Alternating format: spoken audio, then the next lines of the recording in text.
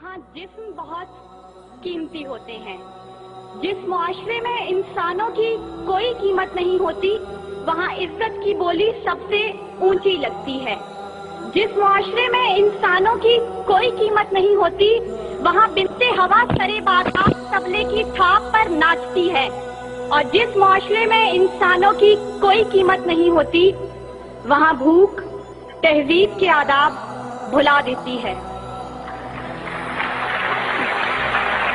یہاں ہوس کے پجاری سیاہ راتوں میں سفید جسموں کا جیون سیاہ کرتے ہیں، یہاں پہ ناچتے پیروں کی تھاپ بکتی ہے، یہاں پہ جاگتی آنکھوں کے خواب بکتے ہیں، یہاں پہ پھول سے ہونٹوں کی پیاس بکتی ہے، یہاں پہ جسم ہے بکتے شباب بکتے۔ عالی وقار بھوک 2 وقت کی روٹی کے عوض بنت ہوا کو ابن آدم کی ہوس کا نشانہ بننے پر مجبور کر دیتی ہے، لیکن کہیں کوئی قیامت نہیں اترتی۔ 14 سالہ بیرا اپنی عصمت لٹانے کے بعد جان سے بھی ہاتھ دھو بیٹھتی ہے، لیکن کہیں کوئی قیامت نہیں اترتی۔ تھر کی جلتی ریت پر ننگے پاؤں چلنے والی قوم کا صدر اسلام آباد کی سڑکوں پر مرسیڈیز میں سفر کرتا ہے، لیکن کہیں کوئی قیامت نہیں اترتی۔ بلوچستان کی خشک سالی پر ایئر کنڈیشن کمروں میں منرل واٹر پی پی کر غور کیا جاتا ہے، لیکن کہیں کوئی قیامت نہیں اترتی۔ یہ شاہراہیں اسی واسطے بنی تھیں کیا کہ ان پر دیس کی جنتا سسک کر مرے؟ زمینیں کیا اسی کارن اناج اگلا تھا کہ نسل آدم و حوا بلک بلک کر مرے؟ ملے اسی لیے ریشم کے ڈھیر بنتی ہیں کہ دختران وطن تار تار کو ترسے، چمن کو اسی لیے مالی نے خون سے سینچا تھا کہ اس کی اپنی نگاہیں بہار کو ترسیں۔ عالی وقار یہ ہے اسلامی جمہوریہ پاکستان، جہاں ہر کوئی اپنی دھن میں مگن ہے، سر کھجانے کی فرصت نہیں، دائیں بائیں کی فکر نہیں، ہر شخص بھوکا ہے۔ کوئی اقتدار کا طالب ہے تو کوئی شہرت کا بھوکا، کوئی دولت کا پرستار ہے تو کوئی پیٹ کا بھوکا، کوئی بھنگ کے ایک پیالے کے عوض اپنا سب کچھ نچھاور کرنے پر آمادہ تو کوئی طاقت کا بھوکا۔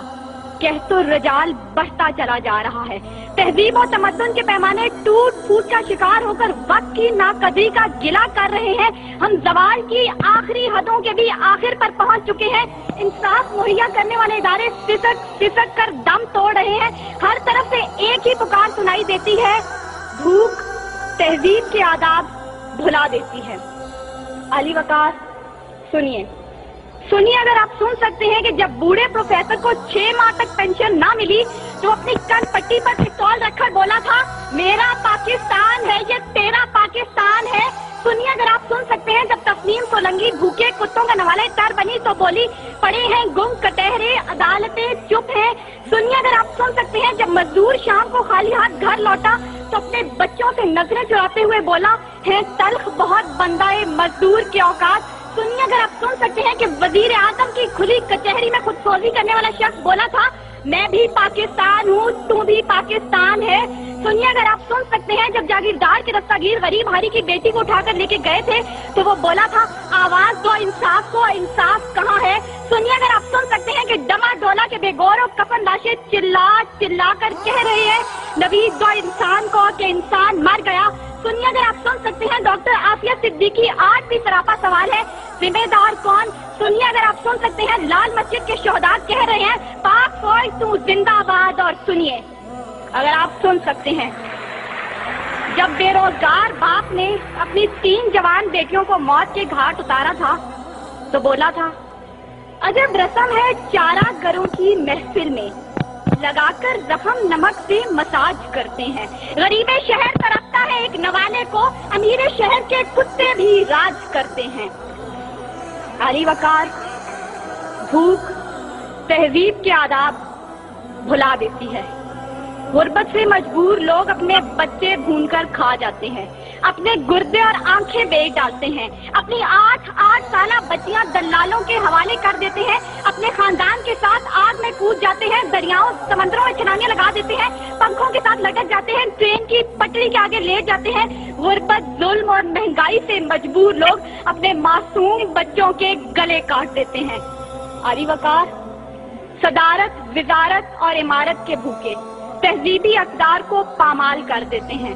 کبھی تو چند کھوٹے سکوں کے بس قوم کی بیٹیوں کو بیچ ڈالتے ہیں، تو کبھی مساجد کا تقدس پامال کرتے ہوئے انہیں لہو رنگ کرتے ہیں، اور کبھی اپنی ہی عوام سے کہتے ہیں میں تمہیں وہاں سے نشانہ بناؤں گا کہ تمہیں پتہ بھی نہیں چلے گا.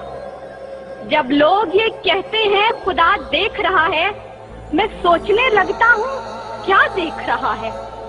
علی وقار، اس سے پہلے کہ بھوک اس ملک کو کھا جائے، اس سے پہلے کہ لہجے بے آواز ہو جائیں، سر سنگیت سب بے ساز ہو جائے، ملت اسلامیہ کی یہ بیٹی، ملک و قوم کی بیٹی اور آپ کی بیٹی آپ سے استدعا کرتی ہے خدارا بوڑھے باپ کا سہارا بن جائیے جس کے بیٹے نے خود سوزی کی. خدارا اس عورت کے آنسو پوئنٹ ڈالیے جس کی بیٹی جاگیردار کی ہوس کا نشانہ بنی. اور خدارا ان معصوم بچوں کے سر پر دستے شفقت رکھیے جن کا باپ پولیس مقابلے میں مارا گیا. ان اشعار کے ساتھ ہی موضوع زیر بحث سمیٹتی ہوں. ستم ظریفی وقت نے کلیوں کی نزاکت کو، دلوں کی محبت کو اس طرح سے مسئلہ ہے، اس طرح سے کچلا ہے کہ زندگی اذیت ہے اور سانس کی بھی قیمت ہے. کس کا ہاتھ ہے جو خون سے رنگا نہیں، کس کا گریباں ہے جو گرفت سے بچا نہیں. صدائے موت آتی ہے شہر بھر کی گلیوں سے، خون کی بو آتی ہے پھولوں اور